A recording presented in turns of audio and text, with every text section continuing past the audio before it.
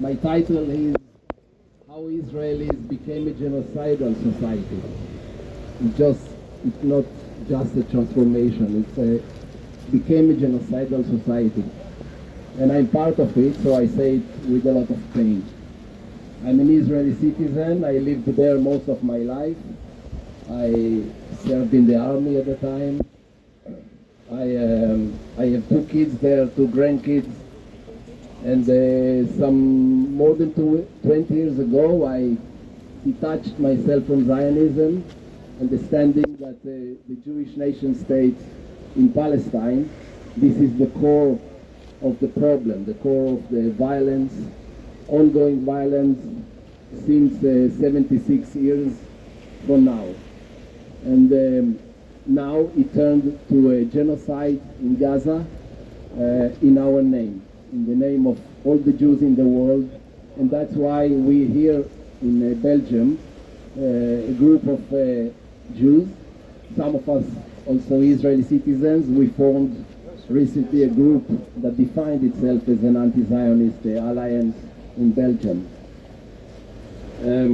At the time when I started my activism there, when I established the Hot, to work on the Nakba and the right of return of Palestinian refugees, I already knew that there will never be peace in the Middle East between Jews, Israelis, Palestinians, as long as Israel is a Zionist state, Jewish state is there in place.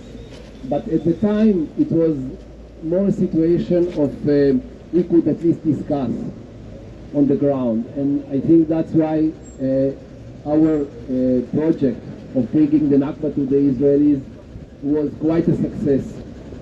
Many people today, they know the term Nakba thanks to our work, not only us of course, but others as well. But we were the main agent to bring the Nakba to the Israelis, and today, unfortunately, Israelis, including ministers in the Israeli government, are using the term Nakba to threaten the Palestinians or to inform them that what we are doing now in Gaza is a second Nakba. This is quotation, for example, of one minister. So Israelis know today very well the term. Unfortunately, they use it kind of proudly in a very awkward way, and to tell openly what Israel is conducting today. Now, even though all the conditions were already in place since the beginning of the state, the colonial condition, it's a settled colonial project that established an apartheid regime in Palestine with a Jewish supremacy. So all the conditions were there already since 10 years back. I don't think any one of us could expect that the Israeli society will turn into a genocidal society. And when I'm saying genocidal society, I mean that this society today supports in very large percentage the Jewish society in Israel, support in very large percentage the acts, the violence that Israel is using in Gaza.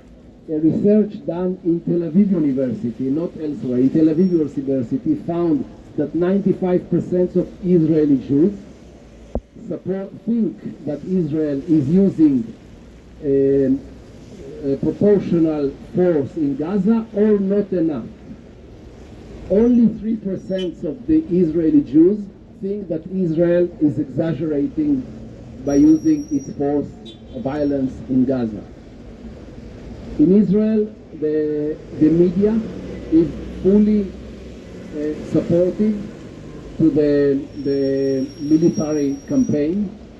The televisions in Israel never bring any image, 1 year, no image in Israeli television of the suffer of Palestinians, nothing. The only country in the world that you open the TV and you cannot see what's going on in Gaza, you cannot see, it's Israel. Only what you can see is only images captured from the cameras on the heads of the soldiers or bombardment from far. So you don't see suffer of Palestinians, you only see explosions from far, and you see, and yes, all the Israelis know the details. they know the numbers. If you ask Israelis, they will tell you, yes, we know that 42,000 official number today, more or less, were killed in Gaza. They know, but it's only numbers. Israelis don't care anything what's going on today in Gaza. Moreover, today, after the beginning of the military campaign in Lebanon, that all the attention went there.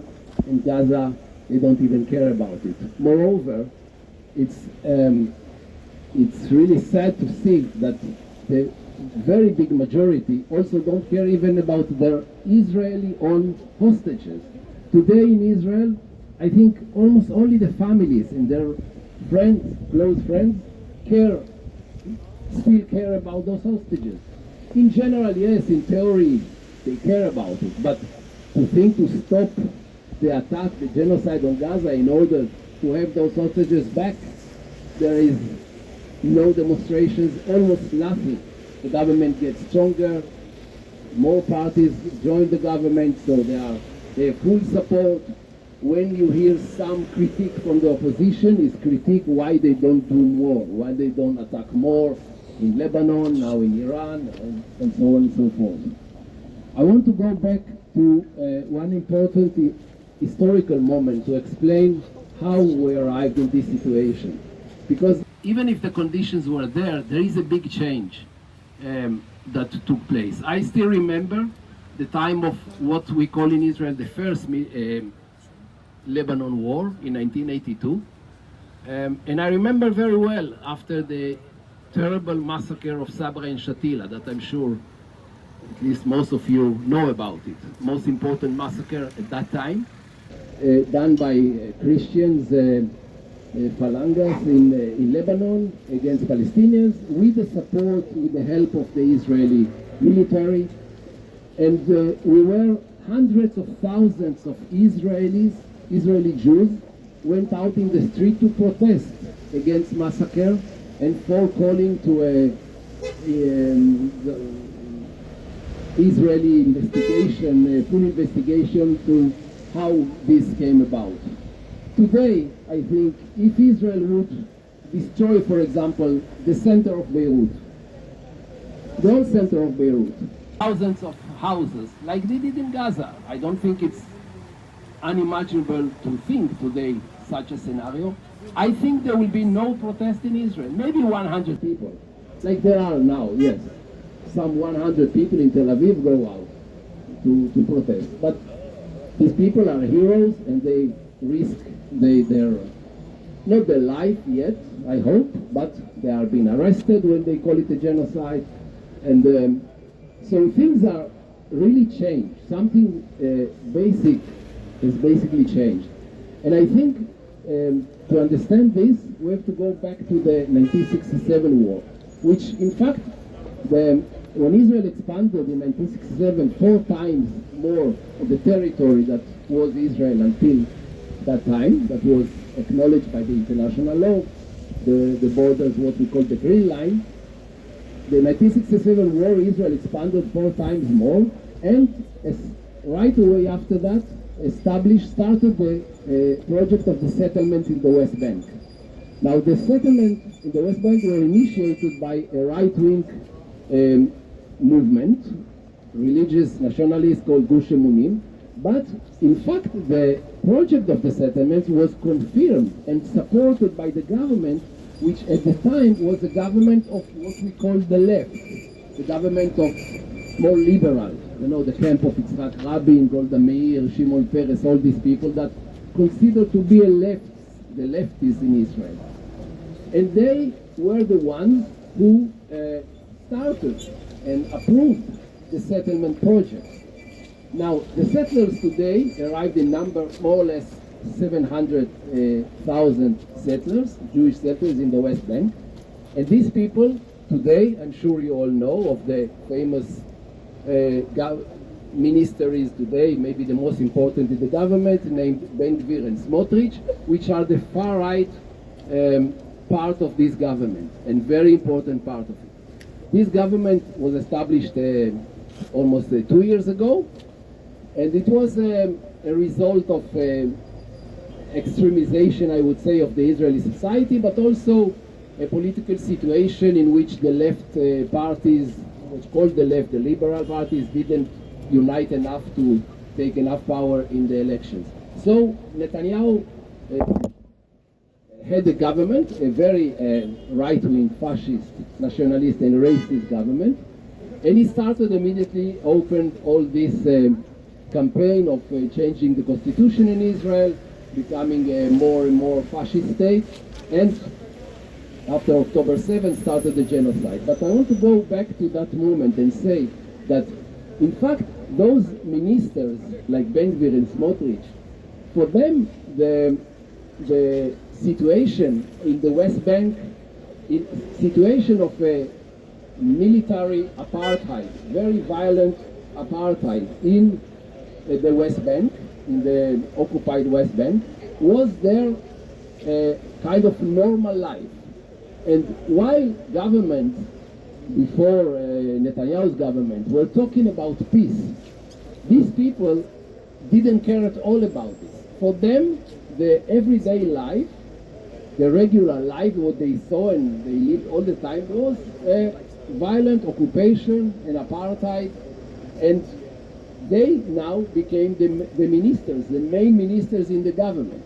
So they succeed to move all and to push more and more to the right with all the Israeli society, and it created a very fundamental change that nowadays we are in a point that all Israelis, in fact almost all Israel, are supporting the military campaigns by Israel. So either supporting proactively or by being silent and say, okay, this is what we have to do. Of course, I have to add to that the shock at the Israeli society at the attack of Hamas in October 7, 2023. That was, from their side, their point of view, of course, very successful, maybe even surprising success for the Hamas. Of course, we remember that there were also crimes committed at this attack, killing civilians and taking hostages, it's sure. But the retaliation of the Israelis and the mode of revenge, it's what we have since then in the minds of Israelis. The media is helping by reminding every day the horrors of the 7th of October, every day, not only commemoration now 1 year, it's every day in all the outlets, in all the televisions, in all the main newspapers. Israelis are reminded with the stories of the horrors of October 7, and this motivates or is behind the mode of revenge, that it's pure revenge, just to destroy, to kill people, the number of kids, the number of women, the number of people non-involved in the battle. It's so high, non-proportionally to the military actions against Hamas. Now, I want to add, to end with another comment, that in fact, the situation now in the Middle East is putting all of us, in fact, in danger. Also, all of us here. We know as Jews, there are talks about it and studies that show that there is more and more anti-Jewish sentiment, what's usually called anti-Semitism, but there is a terrible conflation between anti-Semitism and anti-Zionism, because Israel in fact succeeds to speak in the name of all the Jews in the world. So any critique on Israel, for example, my talks, what I talk now, would be considered Israel as at least as a self-hated Jews or purely anti-Semitism. So Israel succeed, Israel and all their allies, its allies in the world succeed to silence any critique against this state, and weaponizing the struggle against anti-Semitism, which is very important, in order to silence all this critique. Furthermore, this situation bring about more and more Islamophobic sentiments in Europe, which become a huge problem. I believe you know better than me. And this is also the basis for the rise of the fascist or the extreme right movements all around Europe. So all this situation, it's not only about Palestinians being killed, of course this is the main thing, but it's also really a threat for all of us. And many times I think that how can it be that only 8 years ago Jews were genocided here in Europe, and now some of their descendants, or many of their descendants, became supportive and conducting a genocide against other nations. It's just terrible for me to think in these terms. I just want to finish with one request that I think for you people standing here, I understand that this is what you are doing, but I think the only way to stop Israel, the only way today, is not anymore with negotiations, not with suggestions, not with talking about peace. No, this is done. There is no way to talk. This society and this government lost all its borders. Its borders, political borders, military borders, geographical borders, and also moral borders. The only way is to put sanctions in Israel. Sanctions by states, not only by individuals, is very important, but sanctions by states, by EU bodies, by UN bodies. We have international law just decided that the occupation is not legal. Where is the sanctions? Where are the sanctions? We need urgently sanctions by states in all levels, economic sanctions, cultural sanctions, of course embargo of weapon, okay, it's more Germany and the US, almost 100% of the weapon that Israel used, but still, all the sanctions possible, this would be the only way to stop Israel today. Thank you very much.